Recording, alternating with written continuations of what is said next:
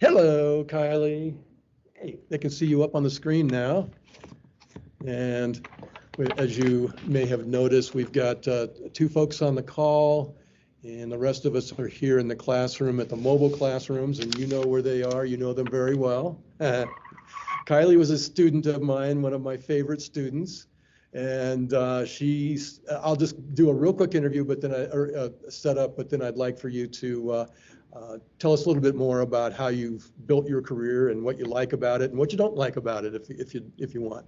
But Kylie started out doing an internship here on campus, and that ultimately became a job within the strategy, marketing, and communications department at MSU Denver. And when did you graduate, Kylie? Sorry, spring 2019. All right. Well, why don't you take it away? Tell us a little bit more about how you've built your career so far. Awesome. Yeah, well, thank you for having me today. It's always nice to reconnect with students, and I was in your seat at once, as Steve mentioned earlier. So I'm the University Events Specialist for MSU Denver. I work within the Strategy, Marketing, and Communications team. So basically my job is to make sure that we market our events to all of our constituents that we're trying to invite, and then also coordinate the logistics for each event. So coming up in 2 weeks, 1.5 weeks, we have TEDx on campus. So you guys are more than welcome to join that event. I'll drop a link in the chat so you can register if you're interested.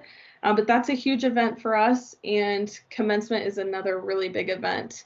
My journey to where I'm at now wasn't as, smooth sailing as you probably think it was. I, as Steve mentioned, interned as a student in the SMC branch. So I was an events assistant, so I helped with events on campus for the university events team. I was also an editorial assistant. I worked with diversity and inclusion as their diversity assistant. So I worked within various offices of the institution, and it gave me a lot of wide range and experience, which I was able to apply into the job I'm at now. And it gave me a foot in the door and a way to prove myself as far as being a professional within a department at the university. And then, yeah, I'll let you take it away, Steve. Oh, no, this is your show. Is there something else you wanted to say? What do you like about it? Yeah, I didn't actually have the job that I wanted right after I graduated. I just took any job that I could get, which was an admin assistant at a water pump company. And clearly that's not what I went to school for, but it was a way for me to make money until I could find a job that I liked. And the special events coordinator position came up. And then after that, I pretty much worked my way up into the university events specialist position. So basically through promotions and adding more responsibilities to my job. Okay. So what advice would you give to students today as far as, getting prepared for the work out there? Yeah. I would say just think of your degree as applicable skills. You likely won't end up in the field that you want to be in right away.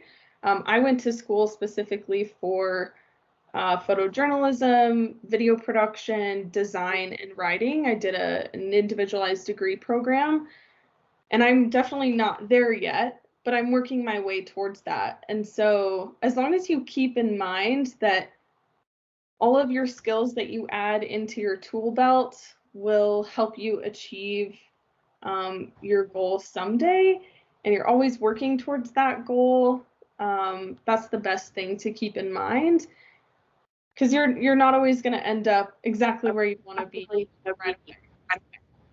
All right.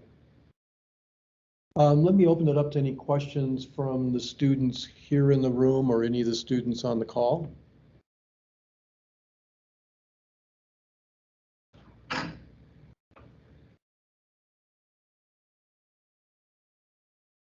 Any questions for Kylie? I see Ben's hand is raised. How many years? So how many years did it take for you to get where you are now?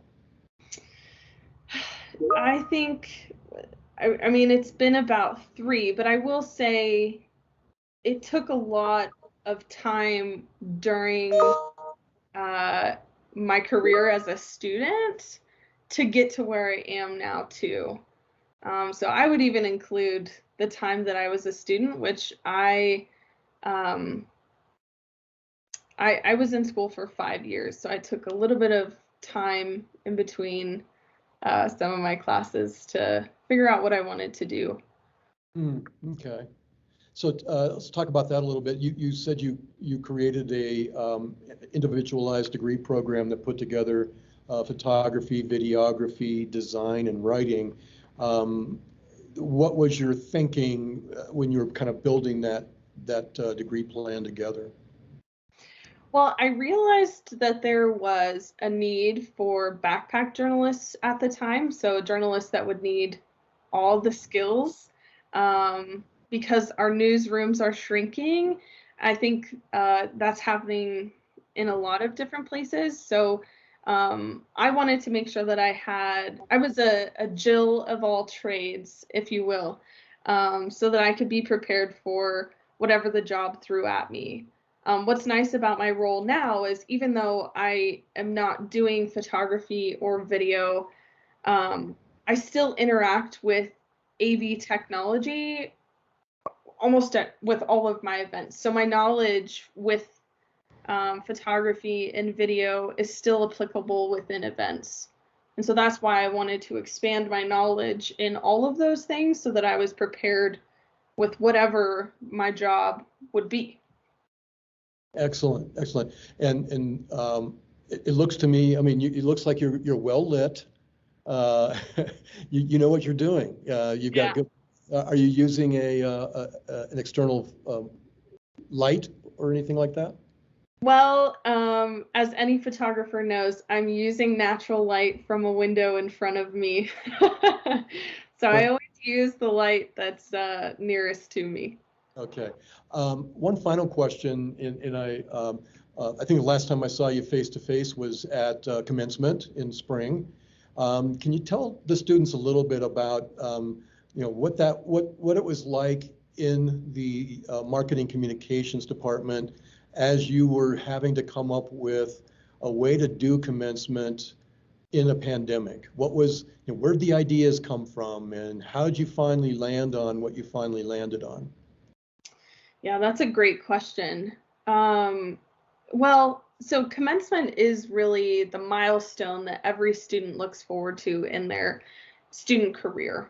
I know I looked forward to it, and being an alum, I knew that we had to create something special for that day. So within our department, we kind of brought our minds together to think of what is the essential element of a commencement ceremony? And we really just dwindled it down to it's walking across the stage. That's what everyone wants to do. That's what they want a photo of. That's how they mark the occasion. And so we decided we would give them an opportunity to walk across the stage outside so that it would still be safe. Um, And with that being said, we always talk about Roadrunners painting the town red because we're Roadrunner Red. So we decided to call the event Paint the Town Red. So that's kind of how it came together. Although I will say, as the pandemic developed or continued to morph, we had to think on our feet as far as what our plans were going to be. So it really became, planning A through Z and having a strong communications plan so that if something were to change, even the weather changing, we were prepared to address those issues on the fly with our communications. Excellent, excellent. And what was the response? What kind of things have you heard from students and families about the spring commencement? We actually got a lot of great feedback. Unfortunately for 2020, the virtual ceremony does not compare to anything that can be held in person. And so we did open up Paint the Town Red to our 2020 grads. And we had a handful show up. I think it's really hard for students to come back. But overall, the interaction that our Board of Trustees, the president, and the provost had with the students graduating and their families was really impactful. We had students walking across the stage with their moms, which is something we've never done before. And it became somewhat of a logistical challenge to make sure that we had enough room on the stage. But the energy was very laid back, and you could tell that people were just eager to have fun, and that's what made it such a momentous occasion, even more than normal. So we have gotten a lot of feedback that people want us to do that in the future. And then also, I mean, normally we host commencement at an offsite location. And so to have it on campus this year, it had a different kind of energy because of the on-campus experience. Yeah, yeah. Well, I want to let you go, but I want to give the students one last chance to ask a question if they have one.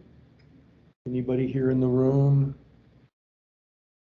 Anybody on the call?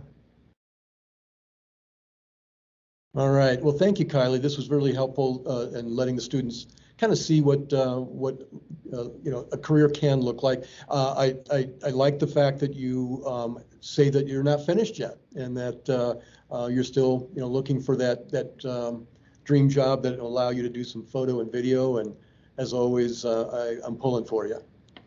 Thank you, Steve. You guys have a great class.